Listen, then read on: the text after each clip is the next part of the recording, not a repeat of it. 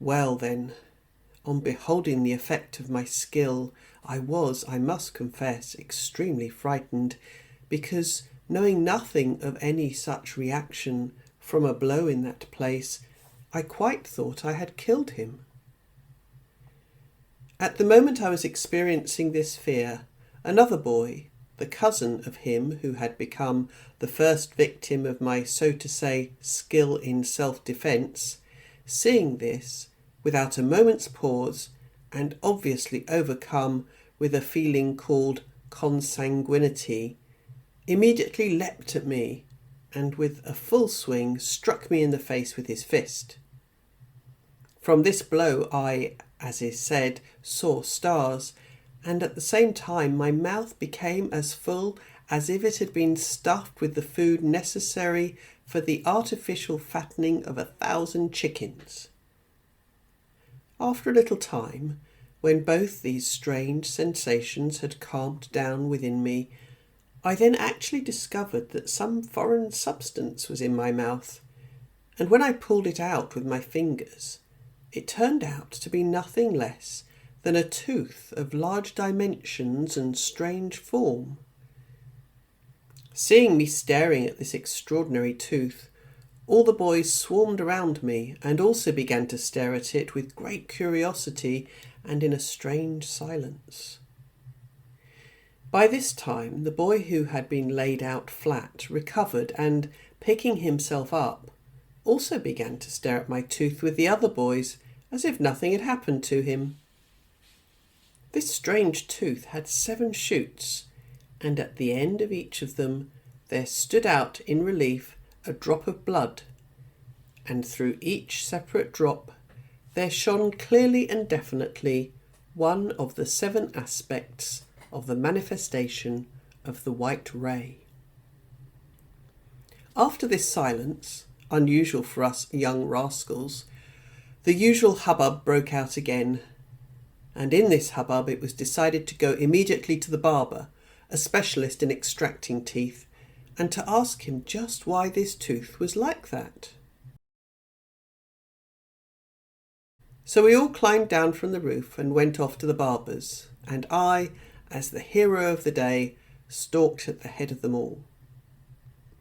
The barber, after a casual glance, said it was simply a wisdom tooth, and that all those of the male sex have one like it, who until they first exclaim papa and mama are fed on milk exclusively from their own mother, and who, on first sight, are able to distinguish among many other faces the face of their own father. As a result of the whole totality of the effects of this happening, at which time my poor wisdom tooth became a complete sacrifice, not only did my consciousness begin from that time on constantly absorbing in connection with everything the very essence of my deceased grandmother's behest, God bless her soul, but also in me at that time, because I did not go to a qualified dentist to have the cavity of this tooth of mine treated, which as a matter of fact I could not do because our home was too far from any contemporary centre of culture, there began to ooze chronically from this cavity a something which, as it was only recently explained to me by a very famous meteorologist with whom I chanced to become, as is said, bosom friends, owing to frequent meetings in the Parisian night restaurants of Montmartre, had the property of arousing an interest in and a tendency to seek out the causes of the arising of every suspicious actual fact. And this property, not transmitted to my entirety by heredity, gradually and automatically led to my ultimately becoming a specialist in the investigation of every suspicious phenomenon which, as it so often happened, came my way. This property, newly formed in me after this event, when I, of course, with the cooperation of our all-common master, the merciless Hieropass, that is the flow of time, was transformed into the young man already depicted by me, became for me a real inextinguishable hearth, always burning, of consciousness. The second of the mentioned vivifying factors, this time for the complete fusion of my dear grandmother's injunction with all the data constituting my general individuality, was the totality of impressions received from information I chanced to acquire concerning the event which took place here among us on earth, showing the original of that principle which, as it turned out according to the elucidations of Mr. Allan Kardec during an absolutely secret spiritual séance, subsequently became everywhere among beings similar to ourselves, arising and existing on all the other planets of our great universe, one of the chief life principles. The formulation in words of this new all-universal principle of living is as follows. If you go on a spree, then go the whole hog, including the postage. As this principle, now already universal, arose on that same planet on which you too arose, and on which, moreover, you exist almost always on a bed of roses, and frequently dance the foxtrot, I consider I have no right to withhold from you the information known to me, elucidating certain details of the arising of just that universal principle. Soon after the definite inculcation into my nature of the said new inherency, that is, the unaccountable striving to elucidate the real reasons for the arising of all sorts of actual facts, on my first arrival in the heart of Russia, the city of Moscow, where, finding nothing else for the satisfaction of my psychic needs, I occupied myself with the investigation of Russian legends and sayings, I once happened, whether accidentally or as a result of some objective sequence according to a law I do not know, to learn by the way the following. Once upon a time, a certain Russian, who in external appearance was to those around him a simple merchant, had to go from his provincial town on some business or other to this second capital of Russia, the city of Moscow, and his son, his favourite one, because he resembled only his mother, asked him to bring back a certain book. When this great unconscious author of the all-universal principle of living arrived in Moscow, he, together with a friend of his, became, as was and still is usual there, blind drunk on genuine Russian vodka. And when these two inhabitants of this most great contemporary grouping of biped-breathing creatures had drunk the proper number of glasses of this Russian blessing, and were discussing what is called public education, with which question it has long been customary always to begin one's conversation, then our merchant suddenly remembered, by association, his dear son's request, and decided to set off at once to a bookshop with his friend to buy the book. In the shop, the merchant, looking through the book he had asked for, and which the salesman handed him, asked its price. The salesman replied that the book was 60 kopecks. Noticing that the price marked on the cover of the book was only 45 kopecks, our merchant first began pondering in a strange manner, in general unusual for Russians, and afterwards making a certain movement with his shoulders,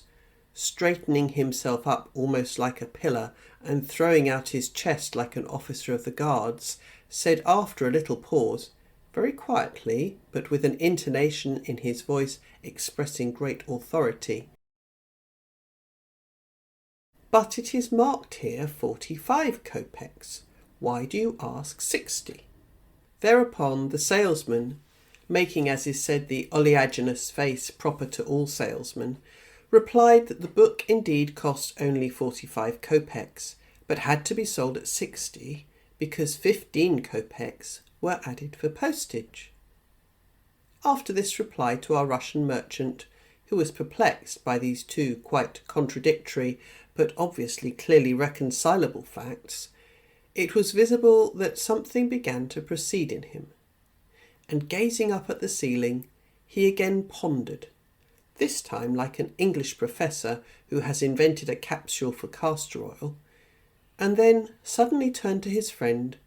and delivered himself, for the first time on earth, of the verbal formulation which, expressing in its essence an indubitable objective truth, has since assumed the character of a saying. And he then put it to his friend as follows. Never mind, old fellow, we'll take the book. Anyway, we're on a spree today, and if you go on a spree, then go the whole hog, including the postage. As for me, unfortunately doomed while still living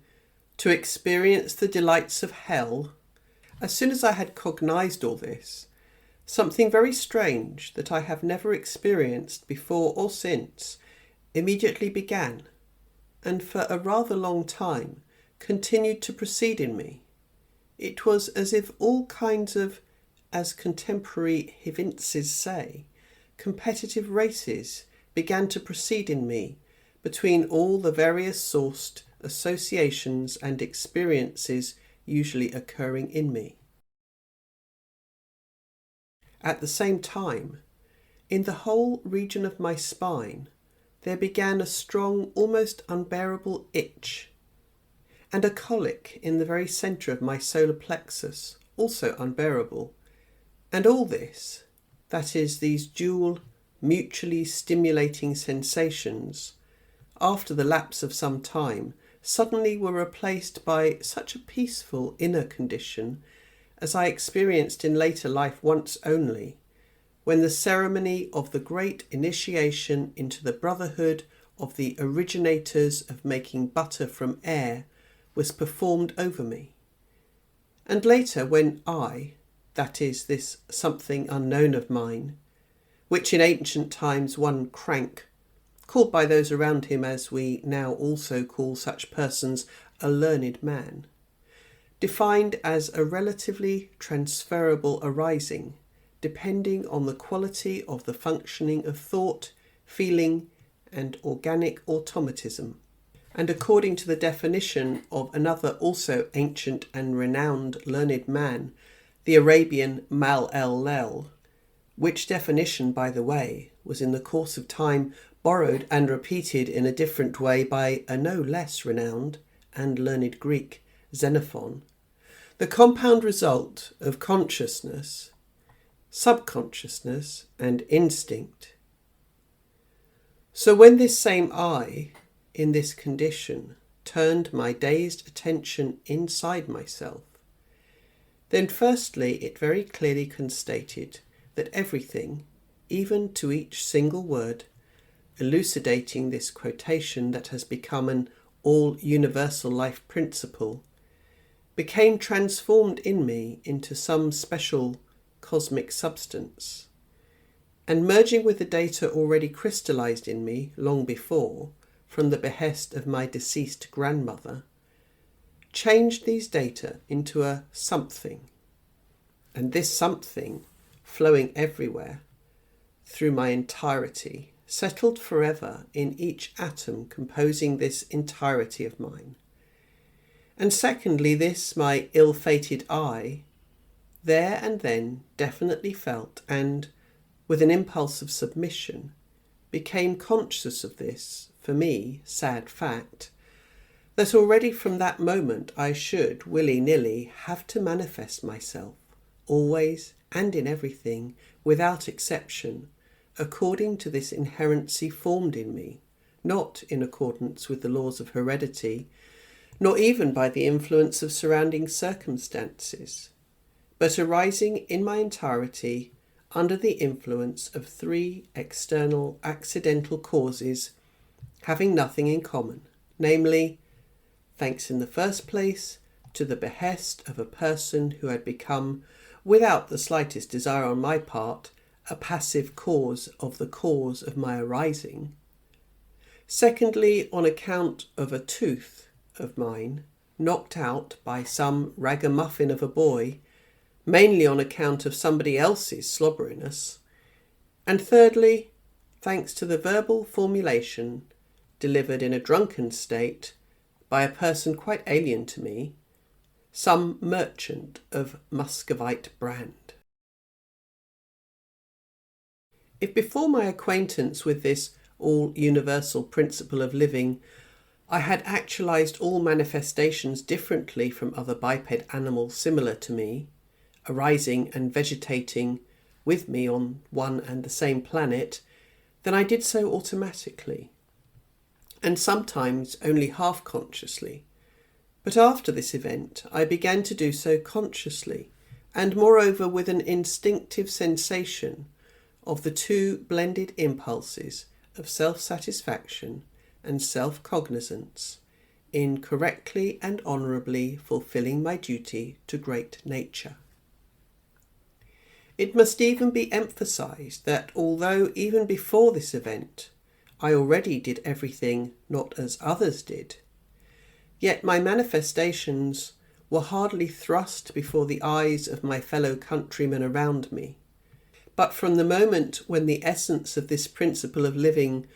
was assimilated in my nature,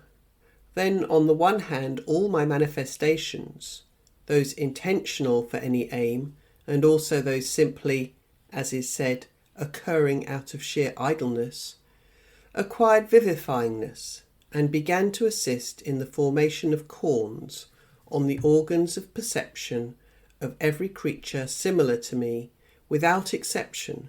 who directed his attention, directly or indirectly, toward my actions, and on the other hand,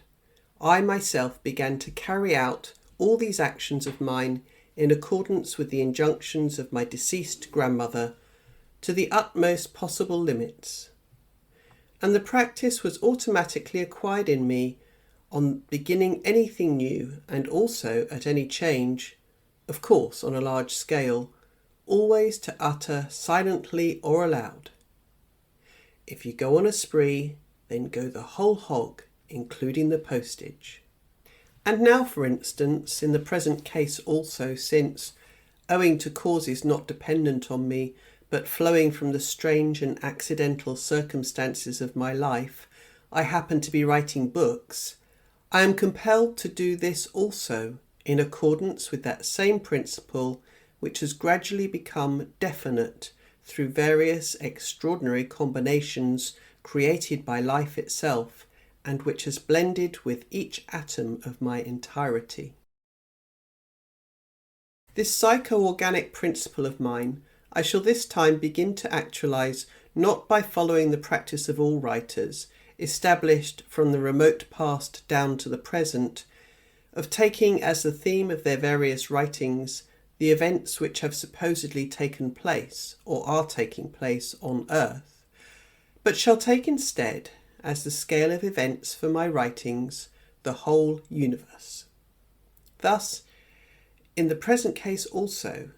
if you take, then take. That is to say, if you go on a spree, then go the whole hog, including the postage. Any writer can write within the scale of the earth, but I am not any writer.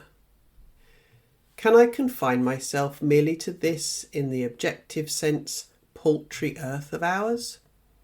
To do this, that is to say, to take for my writings the same themes as in general other writers do, I must not, even if only because what our learned spirits affirm might suddenly indeed prove true, and my grandmother might learn of this.